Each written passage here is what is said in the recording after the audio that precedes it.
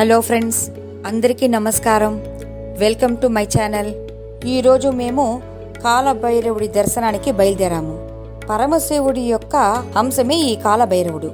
ఒకప్పుడు బ్రహ్మ తన వల్లనే ఈ సృష్టి అంతా జరుగుతుందని పరమేశ్వరుడితో గర్వంగా చెప్తాడు.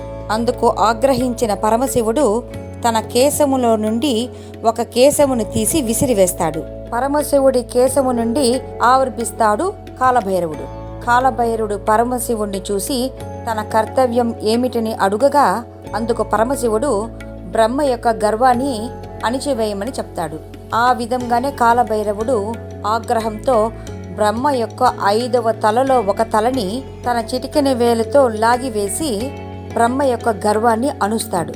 అయితే బ్రహ్మ యొక్క మొండము కాలభైరవుని యొక్క చిటికెన వేలుకు అంటుకొని పోతుంది. ఆ తర్వాత పరమశివుడు కాలభైరవుడితో నీవు భూలోకమునకు వెళ్ళి తీర్థయాత్రలు చేయమని చెప్తాడు. కాలభైరవుడు భూలోకమునకు వచ్చి తీర్థయాత్రలు చేస్తూ కాశీ పట్టణానికి అడుగు పెడతాడు. కాశీ పట్టణానికి అడుగు పెట్టిన మరుక్షణమే కాలభైరవుడి చిటికెన వేలుకి అంటుకొని ఉన్న బ్రహ్మ మొండము కింద పడిపోతుంది. ఆ తర్వాత కాలభైరవుడు బ్రహ్మ మొండమును అక్కడే పూడ్చిపెడతాడు. పరమేశ్వరుడు ప్రత్యక్షమై కాలభైరవుడితో నీవు ఈ క్షేత్ర పాలకుడిగా ఉండమని ఆజ్ఞాపిస్తాడు. నిన్ను దర్శనం చేసుకున్న భక్తుల యొక్క భయమును ఆందోళనను తొలగించి వారికి రక్షగా ఉండమని చెప్పి పరమశివుడు అంతర్ధానమవుతాడు. అప్పటి నుండి ఇప్పటి వరకు కాలభైరవుడు కాశీ పట్టణానికి క్షేత్రపాలకుడిగా ఉంటూ అందరినీ అనుగ్రహిస్తూ ఉంటాడు. మేము కాలభైరవుడి గుడికి వెళ్ళేసరికి అక్కడ లైన్లు చూసి మాకు తల తిరిగిపోయింది. 4 కిలోమీటర్ల వరకు జనం నించోనే ఉన్నారు. ఒక పక్క సాధువులు, ఒక పక్క లైన్లు చూసి ఎలాగ ఈరోజు మేము కాలభైరవుడి దర్శనం చేసుకుంటామన్న ఆందోళన మాలో కలిగింది. మేము ఒక పక్కగా నడుచుకుంటూ లైన్ స్టార్టింగ్ పాయింట్కి వచ్చాము. అక్కడ 2 పోలీసులు లైన్లో నిల్చుకున్న భక్తులను ఒక్కొక్కరిని లోపలికి పంపిస్తూ కనిపించారు. మేము వారితో రిక్వెస్ట్ చేశాము, కానీ వాళ్ళు వీలు కాదని చెప్పేశారు. ఆ తర్వాత మేము మా చెల్లెలి యొక్క అత్తగారు వయసు 75 సంవత్సరములు ఆవిడని చూపించి ఈవిడ వల్ల నడవనవదండి అని రిక్వెస్ట్ చేశాము.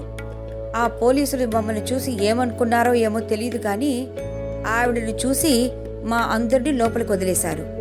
మాకు ఆశ్చర్యం వేసింది. లైన్లో వయసైన వాళ్ళు చాలామంది నించోనున్నారు, కానీ ఆ పోలీసులు మమ్మల్ని లోపలికి వదిలేశారు. మేము చక్కగా కాలభైరవుడి యొక్క దర్శనం చేసుకొని బయటకు వచ్చేసాము. ఇది కలనా నిజమా అని కూడా తెలియదు మాకు. మేము అక్కడ నుండి మృత్యుంజయ మహాదేవ్ మందిర్కి బయలుదేరాము. ఇక్కడ వీధుల్లోనే మనం నడవాల్సి వస్తుంది. భైరవుడి గుడికి అతి సమీపంలోనే ఈ మృత్యుంజయ మహాదేవ్ మందిర్ ఉంటుంది. మేము నడుస్తూ వెళ్తున్నాము. వెళ్ళే మార్గంలో చిన్న చిన్న గుళ్ళు కూడా ఉంది. ఇవన్నీ చాలా పురాతనమైన గుడిలు అన్నమాట. ఒక్కొక్క గుడిని మేము సందర్శించుకుంటూ మృత్యుంజయ మహాదేవ్ మందిర్కి చేరుకున్నాము. ఈ గుడిలో విశేషం ఏమంటే ధన్వంతరి కూపం ఒకటి ఉంటుంది ఇక్కడ. ఆ బావిలో ఉన్న నీళ్లను మనం గనక సేవిస్తే మనకు దీర్ఘకాలిక వ్యాధులు ఏవైనా ఉంటే తొలగిపోతాదని గట్టి నమ్మకం. ఈ ధన్వంతరి కూపంలో మహావిష్ణు మరో స్వరూపమైన ధన్వంతరి చేతిలో ఉన్న కలస నీళ్లు ఇందులో పడ్డాయని, అప్పటి నుండి ఇప్పటి వరకు ఆ నూతిలోనున్న నీళ్లు ఔషధమైందని, ఆ నీళ్లు సేవించిన వారికి అనేక రోగములు తగ్గాయని ఇక్కడ పండితులు చెప్తున్నారు. ఇక్కడి వాళ్ళు బావిలో నీళ్లను తోడి గ్లాసులో ఇక్కడ నింపేస్తారు. ఆ గ్లాసులో ఉన్న నీళ్లను మనం గనక సేవించినట్లయితే మనకున్న రోగాలన్నీ తీరిపోతాయట. చర్మ వ్యాధులు ఉండేవాళ్ళు ఇక్కడకు వచ్చి ఈ బావి నీళ్ళల్లో స్నానం కూడా చేస్తారట. ఈ బావిలో కప్పలు, చేపలు ఉన్నప్పటికీ ఆ నీళ్ళల్లో మాత్రం ఎటువంటి వాసన లేకుండా తీయగానే ఉంటుంది. కొంతమంది ఖాళీ బాటల్లో ఈ నీళ్ళను తీసుకెళ్తూ ఉంటారు.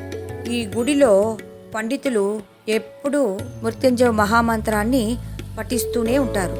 మేము బయటికి వచ్చిన తర్వాత ఇక్కడ రకరకాల లస్సీలు అమ్ముతున్నారు. మలాయ్ లస్సీ అని, రబ్డీ లస్సీలని అమ్ముతూ కనిపించారు. చాలా టేస్ట్గా కూడా ఉంది. అయితే కాశీలో ఈ పాలతో చేసిన స్వీట్లన్నీ చాలా బాగుంది. ఆ తర్వాత మేము 17వ శక్తిపీఠమైన విశాలక్షమ్మని దర్శనం చేసుకున్నాము. శక్తిపీఠము, ద్వాదశ జ్యోతిర్లింగము ఈ రెండు కలిసిన చోటు ఈ కాశీ అన్నమాట. ప్రళయం వచ్చి భూలోకమంతా నిండిపోయి అన్ని సముద్రంలో కలిసిపోయినా ఈ కాశీ పట్టణం మాత్రం అలాగే చెక్కు చెదరకుండా ఉంటుందని కాశీ పురాణంలో ఉంది. రోజు కాశీ యాత్ర ఇలా ముగిసింది. మీకు గనక ఈ వీడియో నచ్చినట్లయితే నా ఛానల్ని సబ్స్క్రైబ్ చేసుకొని లైక్ చేసుకోవడం మర్చిపోకండి.